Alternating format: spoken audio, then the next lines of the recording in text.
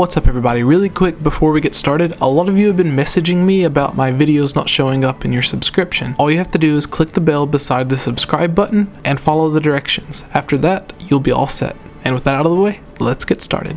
Two new trailers for Breath of the Wild have been released, one being a teaser full of cutscenes, while the other focused more on gameplay. However, they were both packed full of information and secrets. So after hours of analyzing and theorizing, here are 5 secrets and theories from the new gameplay we have seen, with an even more in-depth analysis coming soon. Number 1. The stamina gauge. We've all pretty much assumed this was a given, but now we have proof. The stamina gauge can be enhanced. In this scene from the gameplay, we see a second bar that is completely drained before the primary gauge is used. In Skyward Sword, we were forced to carry certain potions with us or rely on these small green plants to restore energy, but it looks like we will actually be able to upgrade our stamina meter, just as we would with the magic meter in Ocarina of Time.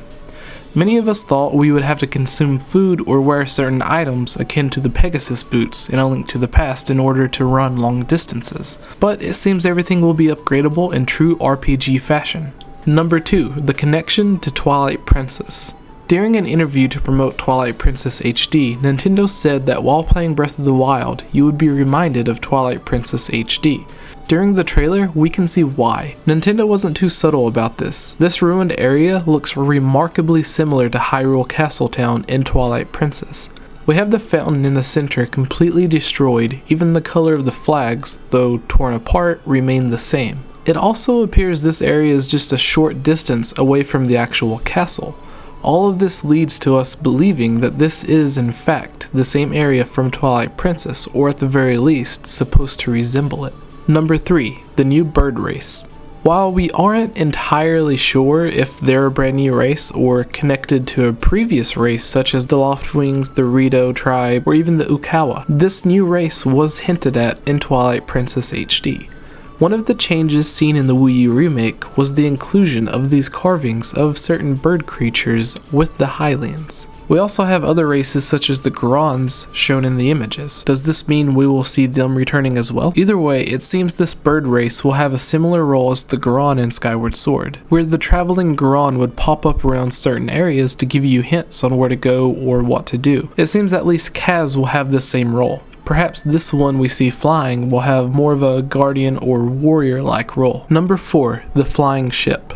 I joked around about this flying island or ship being Beetle's new flying mall, but realistically I looked at it as being a town similar to the City in the Sky or Skyloft, being home to a group of Hylians trying to protect themselves from the dangers on the ground below, or would be a home to a race of its own like the Ukawa. It turns out I was partially right. It is home to a race other than the Hylians, but a brand new race. On a side note, it appears the ship runs on the same power as other Sheikah items and the shrines.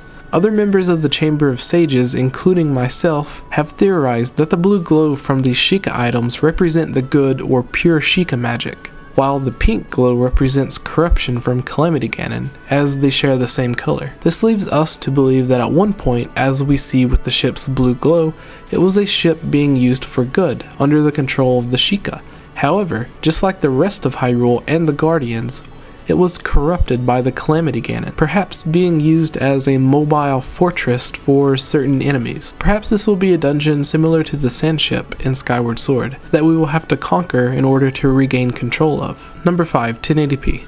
This is coming from something a few others and myself have noticed. From the gameplay footage we have seen before, the game looked like it was running in 720p. A lot of us assumed that the Wii U version would be running at 720p and 30 frames per second, while the Switch version would likely run at 1080p and with some luck at 60 frames per second. So the Wii U version running at 720p wasn't necessarily a bad thing, as the game still looked beautiful. However, this new gameplay video we got looks like it's running in native 1080p. The jagged edges that was noticeable during all of the E3 footage was gone, and everything looked much sharper. So if this remains true and the game ends up being a native 1080p, I, among others, will be incredibly happy. Again, this was not mentioned during the Game Awards. It is just something that myself and others noticed. If you're a fan of videos like this, please thumb up and subscribe, because myself and others will be pulling as much information from this new footage as we can, as well as doing a let's play and theorizing even more on Breath of the Wild.